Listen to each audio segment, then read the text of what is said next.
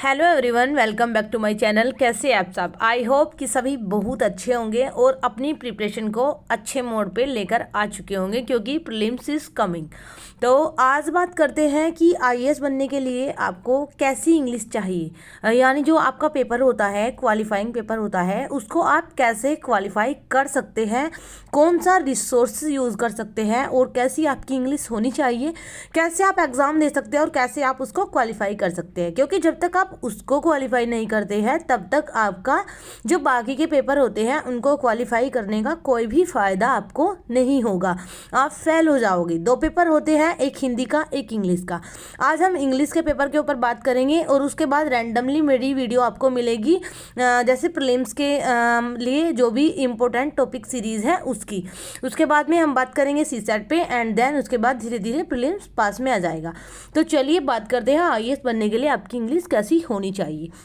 First चीज़ देखो, मैं आप लोगों को बता दूं, नॉर्मल कहने के लिए यूपीएससी लिखती है 12th लेवल की इंग्लिश, बट एग्ज़ाम थोड़ा सा जिन बच्चों ने इंग्लिश कभी नहीं पढ़ी होती है उनके लिए टफेस्ट हो जाता है। मेरे लिए इजी हो गया था क्योंकि मैंने ऑलरेडी एसएससी सीजीएल की प्रिपरेशन की थी और एमएससी में भी मेरे पास केमिस्ट्री जो थी वो इंग्लिश में ही थी।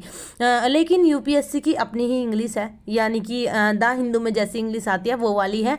नॉर्मली जो हम जेन्युइनली यूज़ करते हैं वो थोड़ी नॉर्मल इंग्लिश होती है, मतलब हम कुछ भी बोल सकते हैं, बट वहाँ पे हमें एडवर्ब, एडजेक्टिव, प्रोनाउन वगैरह का अच्छे से ध्यान रखना पड़ता है।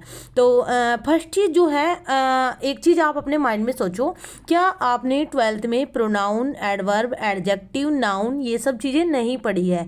ओबियसली पढ़ी होगी क्योंकि ग्रामर हमारी होती है। जब हम 12th में होते हैं तो हमारे पास ग्रामर की एक बुक होती है, उस बुक को आप प्रिपेयर करें अभी भी। मतलब अभी मैं आपको एक और ऑथेंटिक बुक बताने वाली हूँ, बट आपको आपकी जो 12th क्लास होती है उसमें एक ग्रामर की बुक होती है।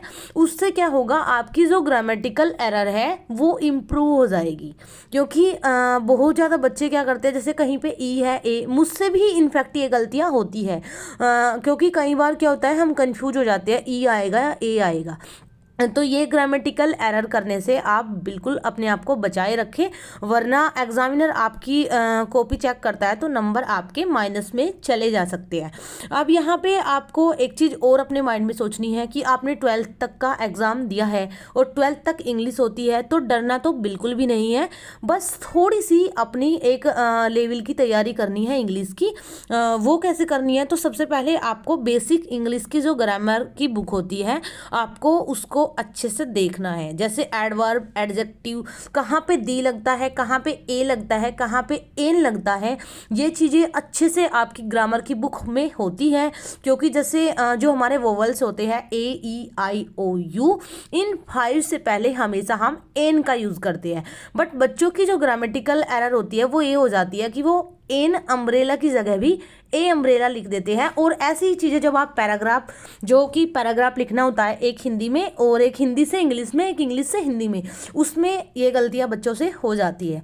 और जो आपका वाक्य शुद्धिकरण आता है, सेंटेंस इम्प्रूवमेंट, उसमें भी ये चीज़ हो जाती है। वो मान लो दी को लगा देंगे जहाँ पे दी नहीं लगना होता, दैट लगा देंगे, और आपसे करेक्शन करने के लिए क्वेश्चन होते हैं। तो उन चीज़ों को आपको अच्छे से सीख लेना है, कहाँ पे दी लगता है, कहाँ पे ए लगता है, कहाँ पे एन लगता है, कहाँ पे ओन लगता है। देखो ओन में ओन मीन्स भी पर होता है और एट मीन्स भी पर होता है, बट आपको सीखना है कि कहाँ पर एट का यूज होगा एंड कहां पर ओन का यूज होगा।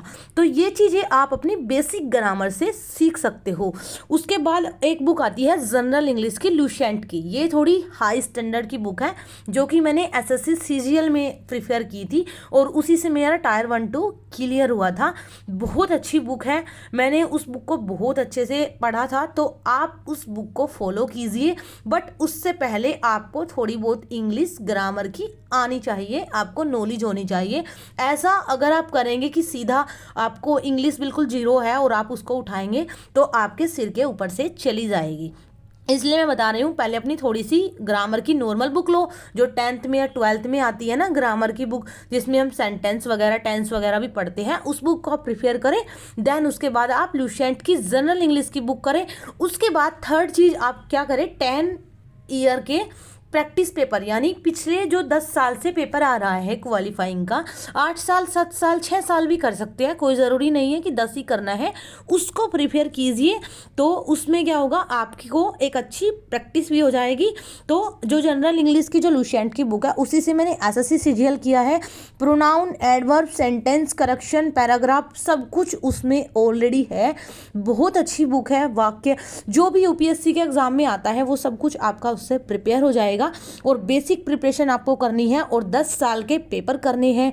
एंड आई होप कि अब आप सबको क्लियर हो गया होगा कि आपको अपनी इंग्लिश की जो प्रिपरेशन है वो स्टेप बाय स्टेप कैसे करनी है। And now thanks for watching, please subscribe कर दीजिए, शेयर कर दीजिए, लाइक कर दीजिए।